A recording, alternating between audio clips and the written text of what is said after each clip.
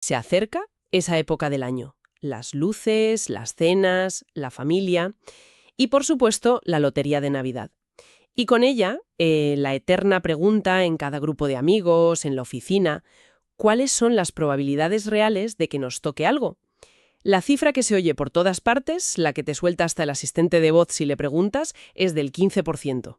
Sí, es casi un dato de cultura popular, ¿verdad? Y la lógica detrás de ese número es, en apariencia, muy sencilla. A ver. Pues se cogen los 15.304 premios que se reparten y se dividen entre los 100.000 números que hay en el bombo, del 0 al 99.999. Claro, la división simple. Haces esa cuenta y te da 0,15304.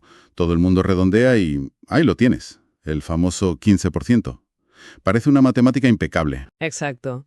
Pero hoy vamos a analizar un artículo de Francisco Pedroche Sánchez, que es profesor de matemática aplicada en la Politécnica de Valencia y que nos invita a mirar esa cifra un poco más de cerca. No es desmontar el mito por completo, sino explorar un matiz fascinante en cómo se cuentan los premios. Exacto. Un detalle que ajusta la cifra y que, de paso, nos va a ayudar a visualizar qué significa ganar el gordo con una analogía de verdad de las más sabrosas que he leído en mucho tiempo. Es que lo interesante aquí es que el error no está en la división como tal, sino en lo que estamos contando. En el numerador. En el número de premios. Eso es. El artículo nos advierte de que la premisa de que hay 15.304 oportunidades distintas de ganar, pues es incorrecta. No todos los premios van a números diferentes. Y para que se entienda, propone una imagen muy cinematográfica. De acuerdo. Vamos a desglosar esa idea. Nos pide que nos imaginemos una película del oeste. Ajá. Tenemos 100.000 caballos, que serían los 100.000 números de la lotería, y por otro lado, 15.304 jinetes, que son los premios.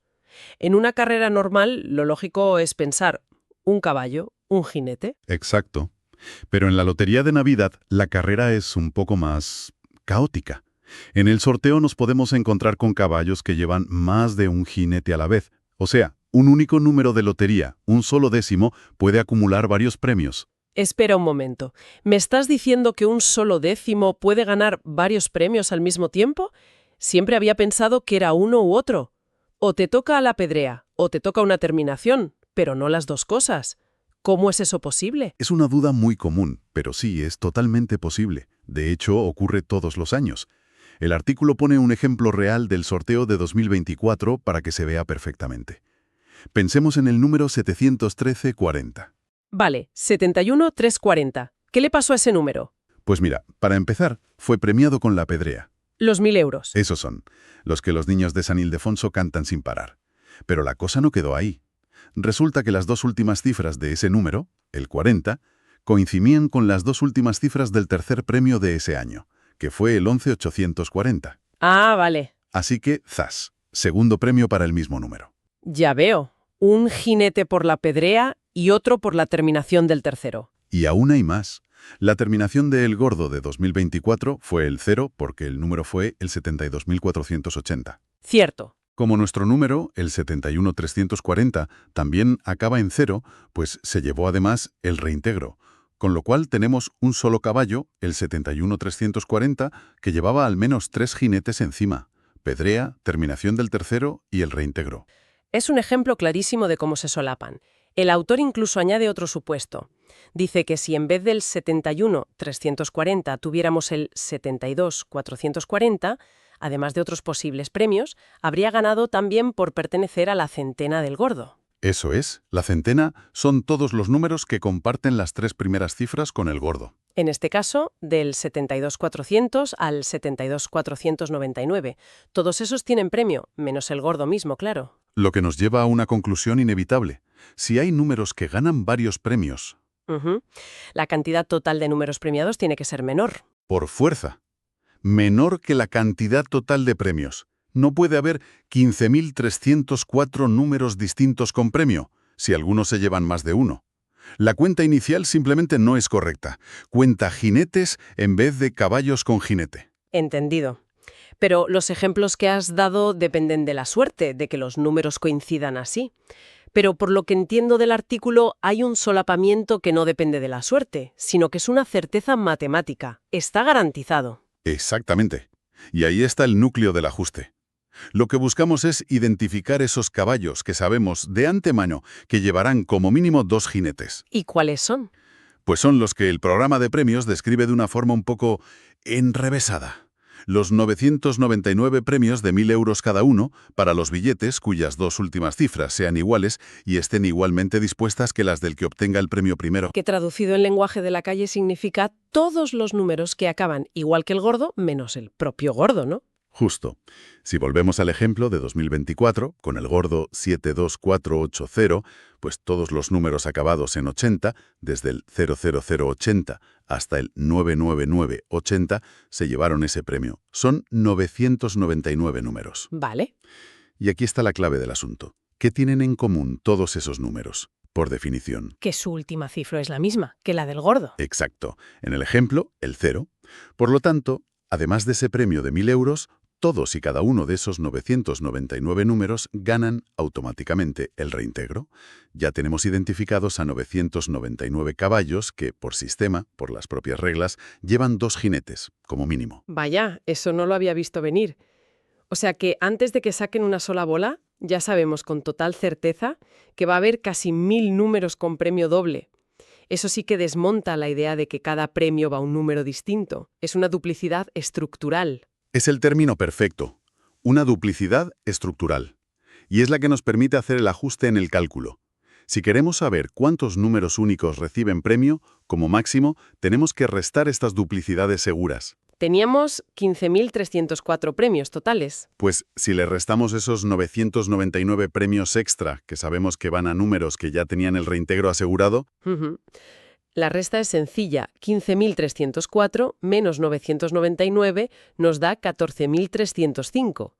Esa sería la cifra real de caballos con jinete. exactamente. Esa es la cifra máxima de números distintos que pueden recibir un premio. Podría ser incluso menor si hay otras coincidencias. Como la del 71.340. Eso es. Pero nunca, jamás podrá ser mayor. Así que, ahora, con esa cifra corregida, volvemos a hacer la división.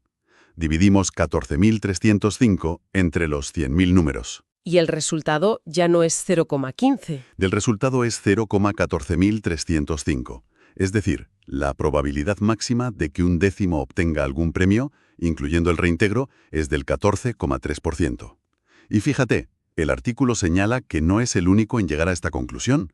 Menciona a otros académicos, como el catedrático José Manuel López, que ya habían hecho cálculos similares y habían redondeado la probabilidad al 14%.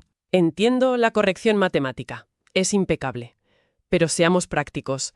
Para quien compra un décimo con toda su ilusión, ¿qué más da un 14,3% que un 15%? La sensación de que es muy difícil ganar no cambia. ¿Es una diferencia que de verdad importe? Es una pregunta muy pertinente. Y la respuesta es que no. No va a cambiar drásticamente tus planes de vida. Pero importa por 2 razones. A ver. La primera es por precisión. Nos gusta pensar que vivimos en un mundo de datos y es bueno saber cuáles son los datos correctos. El 15% es una simplificación, pero el 14,3% es la realidad del sistema. Vale. Y la segunda, que creo que es más profunda, es que nos obliga a mirar más allá del número y a entender el mecanismo que hay detrás. Nos enseña que las estadísticas que damos por sentadas a veces esconden matices que lo explican todo mucho mejor. De acuerdo, es una lección de pensamiento crítico aplicado a algo tan cotidiano como la lotería. Me convence. Así que hemos ajustado la probabilidad de ganar algo, pero seamos sinceros, aunque un reintegro se agradece, todo el mundo sueña con lo mismo. ¿Qué pasa con el gordo? ¿Cómo podemos entender de verdad qué significa una probabilidad de 1 entre 100.000? Aquí no hay debate ni solapamientos. Solo hay un gordo y 100.000 números. La probabilidad es 1 entre 100.000, un 0,001%. Y como bien dices, es un número tan pequeño que a nuestro cerebro le cuesta procesarlo. Es casi imposible de visualizar. Pues aquí es donde el artículo se vuelve brillante, en mi opinión. Para ayudarnos, el autor adapta una analogía del divulgador José Luis Muñoz. Y siendo el autor valenciano, la adaptación no podía ser otra. Nos vamos a la cocina, a preparar paella. La analogía es fantástica porque nos lleva de lo abstracto a lo tangible, paso a paso.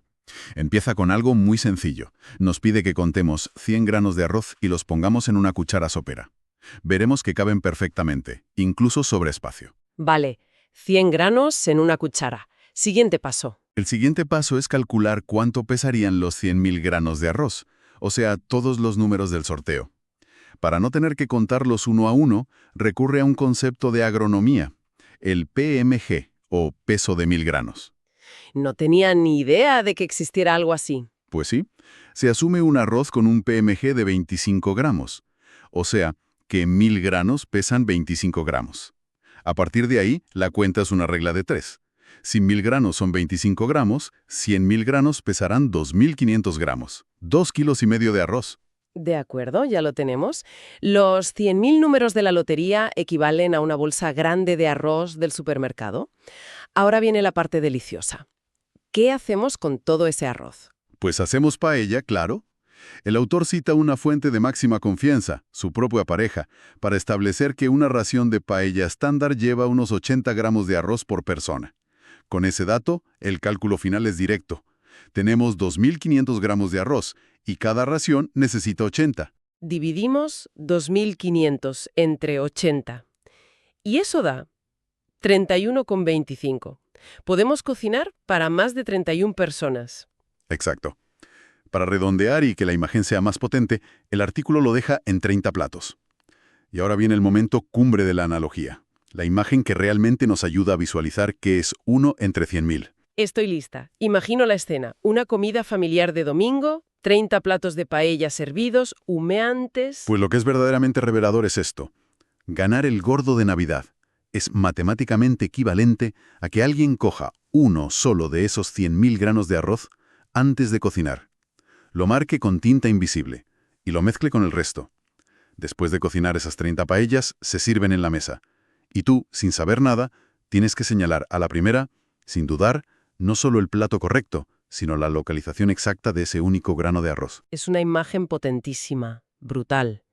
No es encontrar un grano de arroz en un plato.